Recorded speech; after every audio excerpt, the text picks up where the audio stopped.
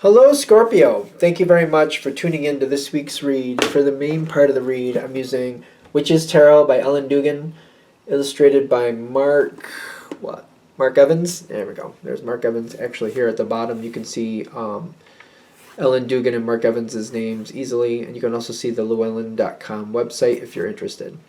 Feel free to freeze frame, of course. Supportive Oracle Cards, Spellcasting Oracle Cards by Flavia, Barbara, and Lizbeth. There's the full names, spellings. Websites in the back. There's a few. SheWhoIsArt.com is the one I noticed, but feel free to freeze frame and check out whatever you would like, of course. Okay, what do we have for Scorpio? What do we have indeed?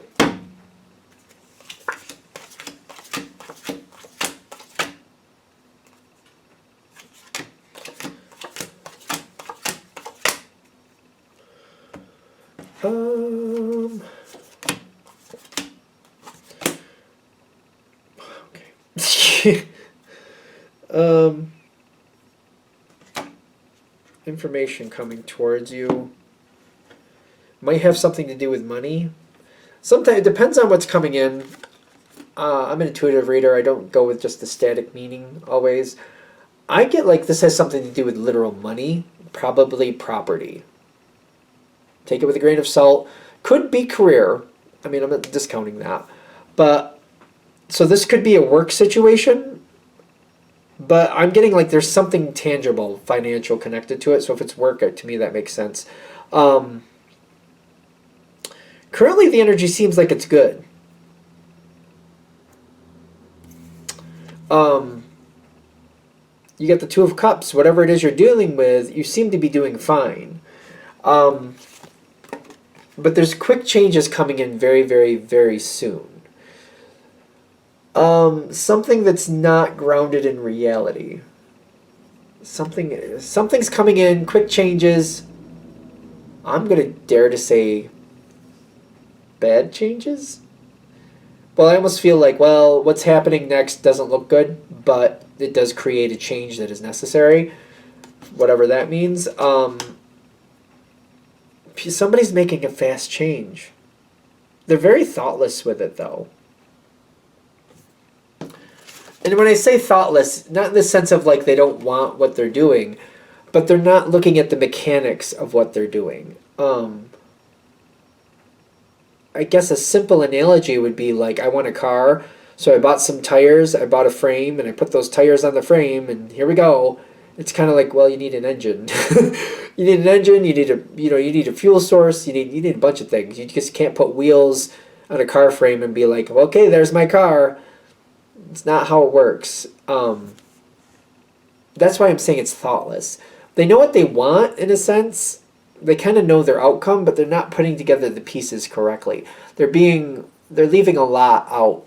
Like, I don't know. It's like making a stew, but like not thinking about what needs to go in it. Kind of like, I want a beef stew, and maybe they get as far as getting the beef, but like, what about everything else that goes in it? What about the thickener? Like, whatever they use to thicken it up. I can't think of it off the top of my head. I'm not confident it's cornstarch. I haven't made beef stew in a long time. Now I'm even questioning if I ever have. But you need something to thicken stuff up. You need vegetables in there. You need something to add a little bit of flavor. I would argue to say that you don't just put flat out water in a beef stew. You usually put some type of broth, something to bring some flavor in there. That's what they're not thinking of. It's almost like they're just taking some beef, hamburger even, because they're not even thinking, and then just boiling it and thinking, okay, there's my beef stew. That is not beef stew. That's going to taste horrible. Actually, that's going to taste real bad. In my opinion, you don't put anything in it. You just boil some ground beef in some water and try to eat that. I don't think that's going to taste good. I'm just saying, I don't think it's going to taste good. But that's where their thought process is. They're not really. They're like, I want to do that, so I'm just going to like make it happen without any context. It's kind of like making a cheesecake and not realizing that, cream cheese goes in there. It's just kind of like, I just want a cheesecake, and they just buy any old cheese. Kind of like, I don't think you can make that with Velveeta. I mean, if you're going to try, just don't include me in that, because I don't want to taste it. It sounds horrible. Maybe you can make a cheesecake with Velveeta, but I'm thinking you can't. But I could be wrong. Um, um, oh, that sounds horrible to me.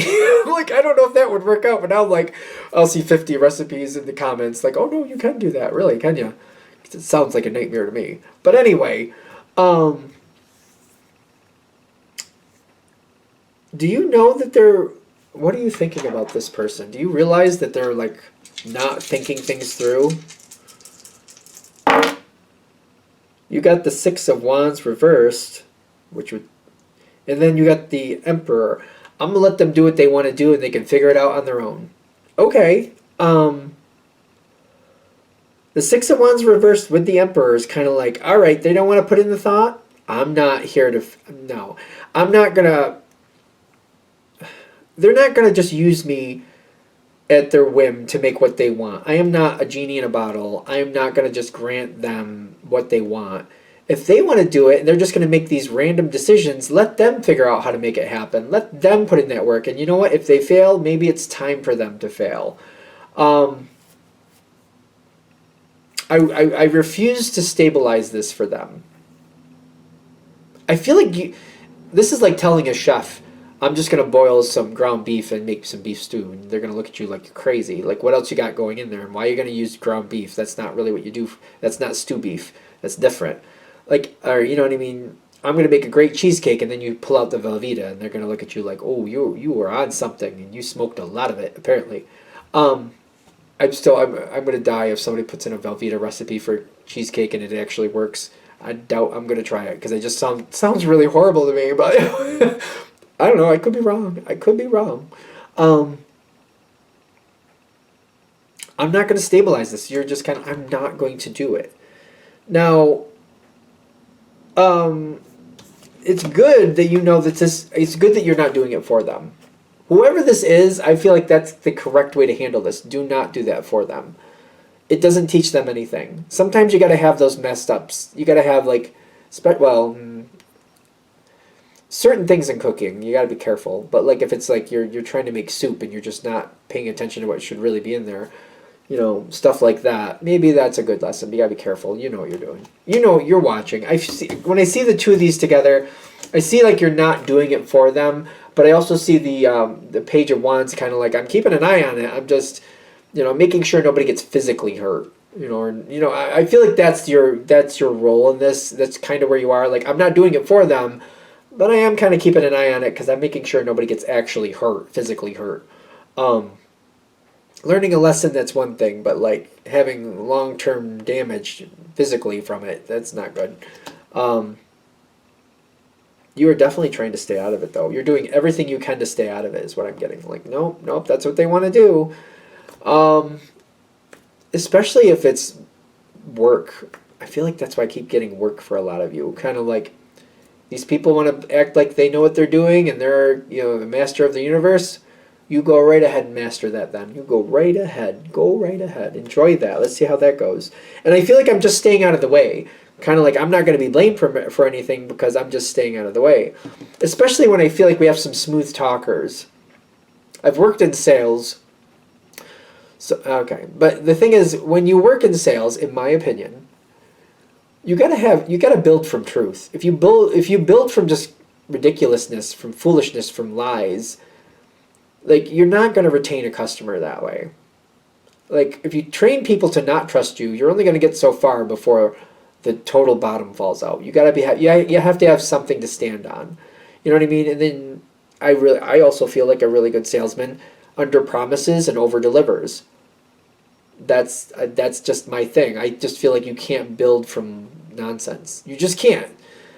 But you got some smooth talkers here that are trying to. I feel like they're gonna boil that. They're gonna boil that beef and try to convince people that it's really good beef stew, which I don't know how that's gonna go. Or again, make that cheesecake with Velveeta and be like, "Isn't this the best cheesecake?" And people are gonna be like, "No, it's horrible. It's a nightmare. No, it's not. No."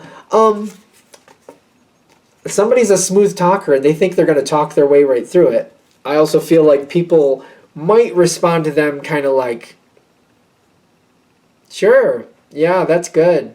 Oh, I'm full. Oh, I'm lactose intolerant. Can't have that cheesecake. I think I might be lactose intolerant, actually. I'm testing it. I'm not having cheese right now. or anything dairy for like another week, or at least when you're around. Yeah, they don't like the outcome, but I feel like they're not seeing it for the true error that it was. Okay. I feel like you might. I don't know. Whatever. If this is work, I'm getting two cards here that are very. They're like polar opposites. The Three of Swords is like heartbreak. The happiness, like, who's happy about heartbreak? Well, if it's not your heartbreak, take it with a grain of salt. I'm not saying you're happy about somebody else's failure, but maybe in this case, it's kind of like maybe they're due. Maybe this is a moment where, we get to highlight how they're not planning the way they should. People look at Scorpio, and I feel like Scorpio, yes, you can be very random, but you know what you're doing. Scorpio seems to have this level of success. You learn from your mistakes. You also clean up after your own mistakes. And in my opinion, from what I learned from Scorpio, you tend to own your mistakes. So like that's a whole nother ball of wax. It's almost like they're looking at what you do, and they're trying to take the superficial route to get the same result. It's kind of like, no, there's a lot more to Scorpio than you understand. Maybe this is why it's kind of like just desserts. Kind of like somebody trying to follow or trying to mimic how you live life. And you're like, oh, no, there's a lot of work behind what I do. There's a lot of, research that's happened, maybe through the school of hard knocks, but a lot of experience that you've learned over the years. You know what to do and what not to do. You've also learned how far to go with certain things. I wouldn't see you going into a board meeting and just winging it if it was just, I hope it works out. It's a big promotion. If it's either going to make or break my career, I guess I'll just wing it. You would have things behind you. You would know where to go and where not to go. You would back up things where you knew. There would be a lot behind what you got. You wouldn't get where you got. You wouldn't get where you are without knowing a lot of things. Maybe you have to like fly off the cuff, take it off the cuff with questions, but there's questions about things you already know about. You might not be expecting all the questions, but you still have all the answers because of the way you learn things. They're trying to do the same thing. They're trying to mimic your behavior, but not realizing everything that comes behind it, everything that built up where you are today. You know what I mean? Scorpio moves fast, but you also learn what you need to learn. You also trace down the path. Like, I can't do this without learning how to do this. I'm not going to just go mountain climbing without learning, like, what do you need for protection? What do you need to get up this hill successfully? You do the appropriate, work to make it happen. And you also assess, like, the damage that could happen by having a blunder. I think this is maybe why you're liking this. Because I feel like somebody's trying to mimic you and they don't understand what your life is really about. When this is all said and done, you might end up with an offer. That I'm not getting what that offer is going to be. I'm just getting it. When this is all said and done, you might end up with some type of offer. Can we get a little bit more just a little bit more clarity on that? Just a little bit. Just a smidgen. Three of Wands and the Magician. Okay. I have no worries about this because I have a feeling I'm seeing the Magician reversed. And I feel like you have a chance to disconnect from somebody after this. So when the offer comes in, you will know what you want to do. I don't know. I'm not getting anything else behind. They're just saying when you get the offer, you'll know what you need to do with it. Doesn't mean you're going to take it. You might actually find a way to offer it to someone else, is what I'm getting at. Because I feel like you might remove a problem. This offer shows up and you find a way to remove a problem. It doesn't mean you're taking the offer. You might be able to get somebody else into this offer, though, is what I keep getting. So you'll know what to do with it when you see it. If this reading hits, I feel like when that offer shows up, you'll know what to do with it. Are we good? All right. I'm going to shut this down here. I hope that helps. Thank you for watching. If you'd like a direct reading from me, shoot me an email, jamesforastral@gmail.com. That's James, the number 4, astral@gmail.com. If you're interested in the donation information, that's below. Same email. Thank you again for watching, and have a great day.